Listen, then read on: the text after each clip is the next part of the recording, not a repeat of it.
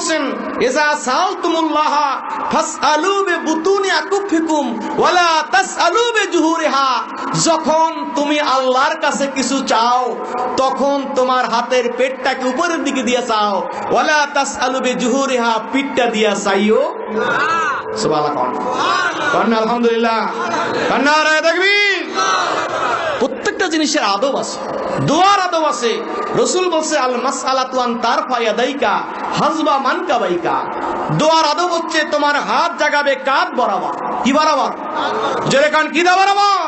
এবং সেখানে পেটটাকে উপরের দিকে দিয়া, পিঠটাকে উপরের দিকে দিয়া, আন্তার বেয়াদাইকা হাজবা মানকাবাইকা ওয়া তামসাবি ওয়াজহাকা, দোয়া করবে হাতটাকে কাঁধ বরাবর জাগাইবা, এরপর তোমার যা চাওয়ার চাইও তামসাবি ওয়াজহাকা, তোমার হাত দ্বারা তোমার মুখমণ্ডল মোছল করবে। দোয়ার আদব, ঠিক কিনা বলেন?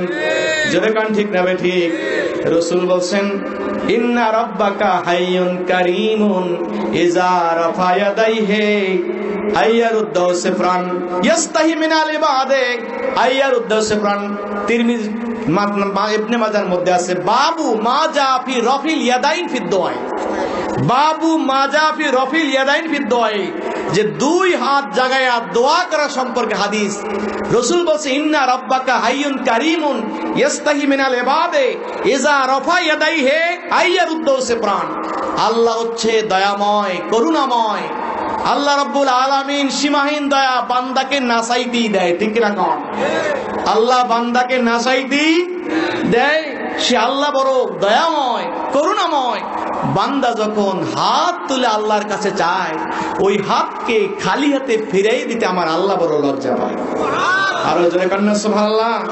এই জন্য হাদিস বলছে মানলাম ইয়াসআলিল্লাহ ইয়াগদাব আলাইহি, যেই ব্যক্তি আল্লাহর কাছে চায় না ওই ব্যক্তির উপরে আমার আল্লাহ বড় বেজার হয়, ঠিক না বলেন? আল্লাহকে বেজার করবেন না খুশি করবেন? কারা কারা আল্লাহকে খুশি করতে চান দেখে নারায়ে তাকবীর, নারায়ে তাকবীর। তবে চাওয়ার বহু লাইন আছে, দিক আছে। এই জন্য হাদিসের মধ্যে আছে আইয়ুদ দোয়ায়ে আসমাউ, কোন দোয়া আল্লাহ বেশি শোনেন। সেখানে হাদিসে আসছে, রওয়ায়াত আছে, ফিকর কিতাবে আসছে হাদিসের গুলা, যে দুবুর সালাতুল মাকতুবা ওয়া জাওফিল লাইল, গভীর রজনীর দোয়া আর ফরজ নামাজের পরের দোয়া। সুবহানাল্লাহ। ফরজ নামাজের মাধ্যমে বান্দা আল্লাহর নিকটবর্তী হয়। আল্লাহ বলেন ওয়াসজুদ ওয়াক্তারিব, নামাজ পড়ো, সেজদা করো, আল্লাহর নিকটবর্তী হও, ঠিক না বলেন? কারো নিকটে যাইয়া চাইলে লাভ না দূরে যাইয়া চাইলে লাভ? কথা বলেন না কেন? নিকটে যাইয়া লাভ বেশি না কম? দূরে বইয়া চাওয়ার চাইতে নিকটে বইয়া চাইলে লাভ না বেশি? আমার আল্লাহ বলছেন ওয়াসজুদ ওয়াক্তারিব, সেজদা করো, নামাজ পড়ো, আমার নিকটবর্তী হও। নামাজের মাধ্যমে বান্দা আল্লাহর নিকটবর্তী হয়। আর যত নিকটে যায় অত নিকটে যাইয়া চাইলে লাভ বেশি না কম? এই জন্য হাদিসের মধ্যে আছে দোয়া তো আল্লাহ কবুল করবেনি, তবে যেই দোয়া নামাজের পরে করা হয়, যেই দোয়া গভীর রজনীতে করা হয়, ওই দোয়া আমার আল্লাহ অতি তাড়াতাড়ি শোনে।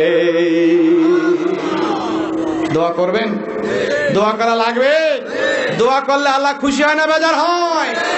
রাসূল বলছে আদ-দুআউ ওয়া মুখুল ইবাদত, দোয়া হচ্ছে ইবাদতের মগজ, আদ-দুআউ হুয়াল ইবাদত।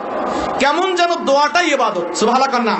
এবারে নামাজ ইবাদত, রোজা ইবাদত, আপনার যাকাত ইবাদত, দান সাদকা ইবাদত, এগুলির মাধ্যমে বান্দা আল্লাহর দীনতাহীনতা তার কাছে প্রকাশ করে।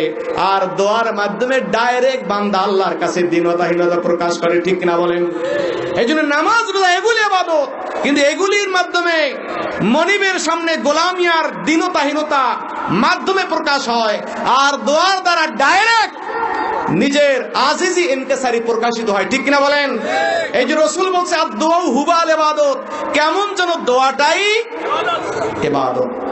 দোয়া কি? যেটা দোয়া কি? এমন কি ওই ইবাদত। এই দোয়া যারা করে না তাদেরকে আল্লাহ মুতাকাব্বির, অহংকারী বলে নিন্দা করেছেন, ঠিক কিনা বলেন?